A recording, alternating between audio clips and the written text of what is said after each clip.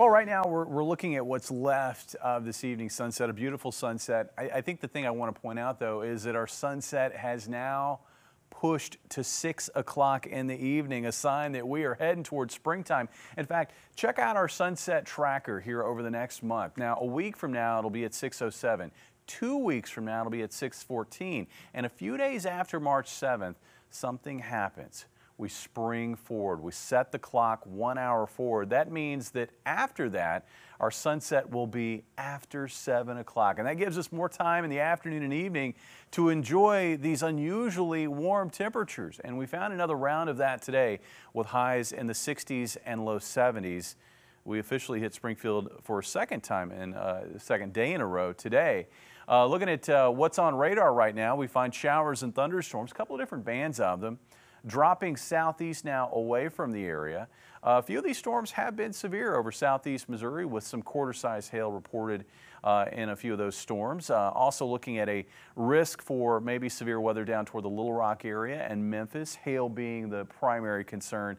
This is all ahead of this cold front. And ahead of that cold front, I don't know if you were outside earlier today, maybe you noticed that higher level of humidity. We're finding some higher levels of humidity right now ahead of the front in Arkansas and western Tennessee, and that's helping to fuel these thunderstorms. But we've got dry air coming in behind that front, and that's going to set the stage for a chilly start to our Friday. As far as severe weather concerns, I think they've ended for us locally, but they will continue into the evening over northeast Arkansas and northern Mississippi. Forecast looks like this overnight tonight. Skies look generally clear throughout the overnight hours. Looks like Friday is going to be a bright and breezy day across the region. Temperatures in the upper 30s and low 40s early on. So yeah, you'll probably want a jacket or maybe even a light coat. But as we get into the afternoon, it's going to feel pretty nice out there. The one thing working against us is the wind. Winds will be brisk out of the northwest. In fact, we could have gusts approaching 30 miles per hour, but still looks like a mild February afternoon with a high of 63. And then Friday night, temperatures dip down into the 30s in most areas. In fact, cold enough for some patchy frost early Saturday. Once we get into Saturday afternoon, you can see we've got a bit of a range in highs. And the reason for that is a second cold front, which will move through early Saturday. It will actually backdoor into the area. It'll drop in from the northeast, pushing southwest, and then sort of washing out. And that's going to make for cooler conditions up toward Rolla. About 55 there for a high on Saturday, 61 in Springfield, and it looks like mid-60s in Joplin.